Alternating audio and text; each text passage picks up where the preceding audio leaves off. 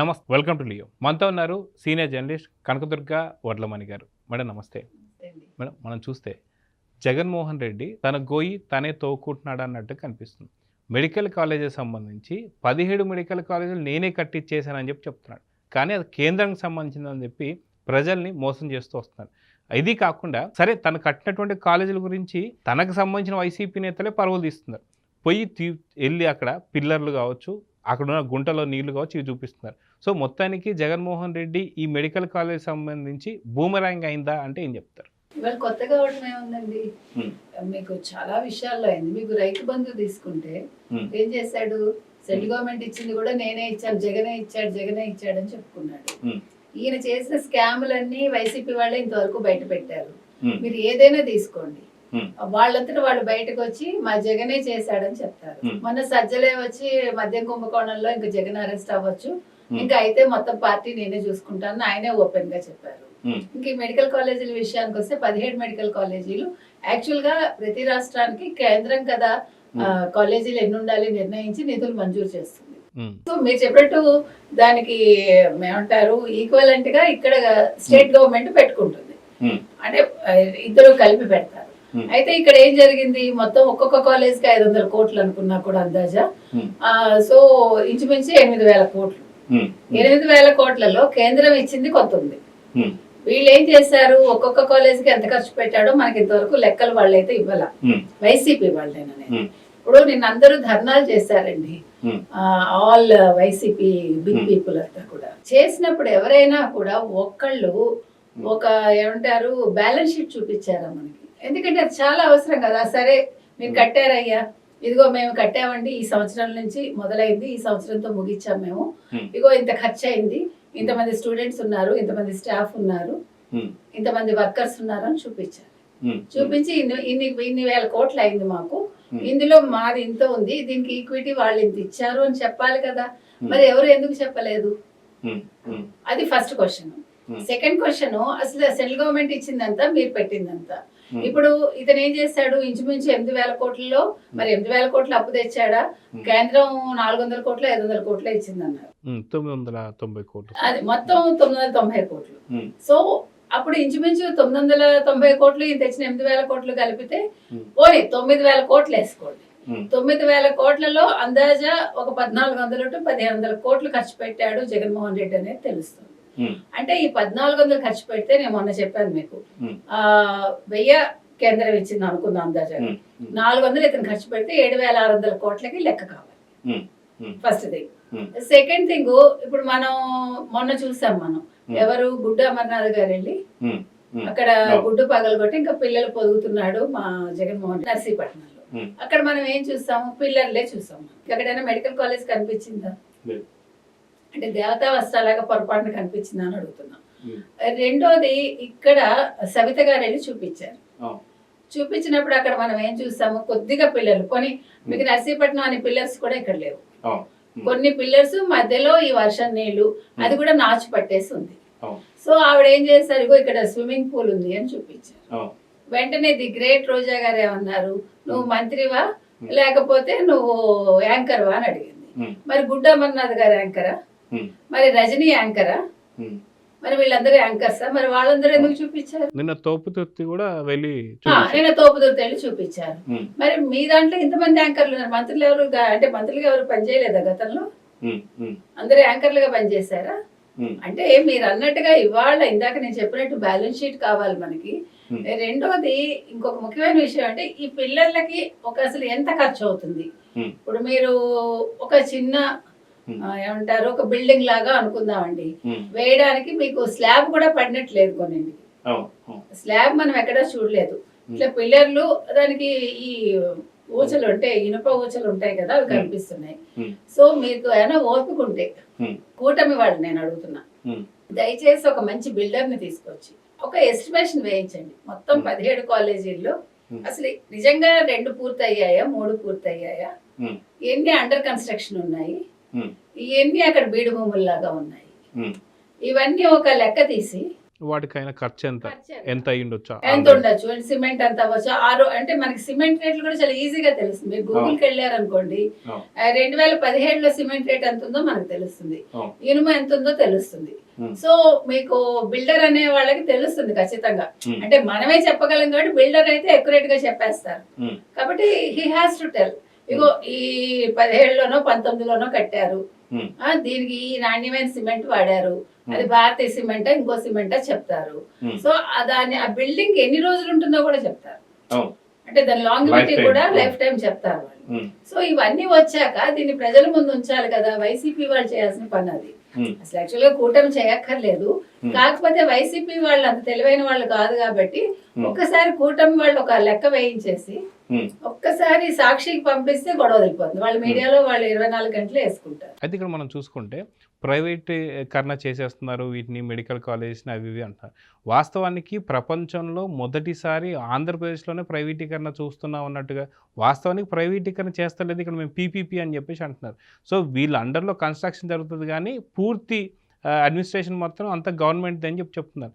కానీ వీళ్ళు చెప్తున్నటువంటి ప్రైవేటీకరణ గురించి ఏం చెప్తారు మీరు? ఇప్పుడు మీకు ఏమంటారు, సెంట్రల్ గవర్నమెంట్ తో కలిపి రోడ్లు వేస్తారు మీకు. ఇది central government, state government, national highways వస్తాయి. ఆ వేరియేషన్స్ మనకు కనిపిస్తాయి.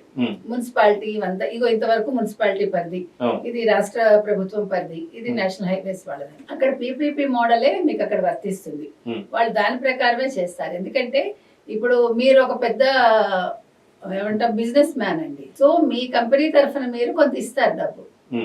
ఇప్పుడు మనం దేవుడు కొంత డబ్బు ఇస్తున్నాం కదా, ఇప్పుడు దానికి మీకు పన్ను అనేది ఉండదు. అట్లాగా రోడ్లు వేయటానికి కూడా ఇస్తారు, తప్పే ఉంది అందులో. అది వేసి ఇచ్చినంత మాత్రం రోడ్డు వాళ్ళది అయిపోతుందా? ఇప్పుడు మన దేవుడికి అన్నదానానికి ఒక 10,000 ఇస్తానండి నేను అనుకుందాము, ఆ 10,000 నా పేరుని ఇచ్చినట్టే తప్ప మొత్తం అన్నదాన సత్రం అంతా నాది అయిపోతుందా? అంతారు పెట్టి నన్ను అంటే కామన్ సెన్స్ నేను అనేది. ఆ రోడ్డు వేయడానికి ఆ జాగాకి ఎంత అవుతుందో అంత డబ్బు మాత్రం ఇస్తారు. ఆ మనుషులు అంతా కూడా గవర్నమెంటే పెట్టుకుంటుంది, ఎవరికో కాంట్రాక్ట్ ఇస్తారు, సంథింగ్ మే హ్యాపెన్. సో అది అయిపోతుంది అక్కడ. అలాగా ఈ కాలేజెస్ విషయంలో ఏంటంటే ఇప్పుడు గవర్నమెంట్ మీద బర్డెన్ పడకుండా, ఎందుకంటే ఇప్పుడు మొత్తం అప్పులు పెట్టేసి పోయాడు కదా ప్రతి శాఖలోనూ జగన్మోహన్ రెడ్డి. ఆరోగ్యశ్రీకి పే చేయలేదండి. ఇప్పుడు మరి ఆరోగ్యం గురించి మాట్లాడుతున్నాడు కదా, అంటే అంతా మెడికల్ కాలేజ్ మేమే, ప్రజల ఆరోగ్యమే మా లక్ష్యం అంటున్నాడు కదా. ముందు బిల్లులు పే చేయలేదు నువ్వు, నీ కాంట్రాక్టర్స్ ఎందుకు నీ ఇంటి మీద పడ్డారు ఆ రోజు? అందుకని ఎక్కడ డబ్బులు లేవు, అప్పులు చేయకుండా, అంటే అప్పులు అంటే అవసరమైన దానికి తీసుకోవటం వేరు, అనవసరంగా అప్పులు చేయకుండా ప్రభుత్వం ఎవరి మీద భారం పడకుండా PPP model, private public partnership. Partnership అంటే ఏంటి అది కూడా తెలుగు రాదా? అంటే ఇంగ్లీష్ రాదా? చాలా బ్రహ్మాండంగా ఇంగ్లీష్ మాట్లాడతారు జగన్మోహన్ రెడ్డి అంటారు కదా. పార్ట్నర్షిప్ డీల్సే కదండి ఇప్పుడు ఆయన చేస్తున్నన్ని, పార్ట్నర్షిప్ డీల్సే కదండి. కుంభకోణాలన్నీ ఎవరితో చేశాడు? సింగిల్ హ్యాండెడ్ గా చేశాడా? ఇప్పుడు ఎంతమంది పార్ట్నర్స్ వస్తున్నారు బయటకి? పార్ట్నర్షిప్ గురించి బాగా అవగాహన ఉన్న జగన్మోహన్ రెడ్డికి పబ్లిక్ ప్రైవేట్ పార్ట్నర్షిప్ అంటే అర్థం కాకపోవడం అంటే నాకు అర్థం కాల. అందుకని వాళ్ళు వస్తారు, బిల్డింగ్ కట్టడం వరకు వాళ్ళ బాధ్యత ఉంటుంది, దాని మెయింటెనెన్స్ వాళ్ళ బాధ్యత ఉండొచ్చు, దానికి ఇన్ని సంవత్సరాలని లీజ్ రాసుకుంటారు అంతవరకు. సో ఇది వాళ్ళేం సొంతం కాదు. లీజ్ అంటే ఏంటి?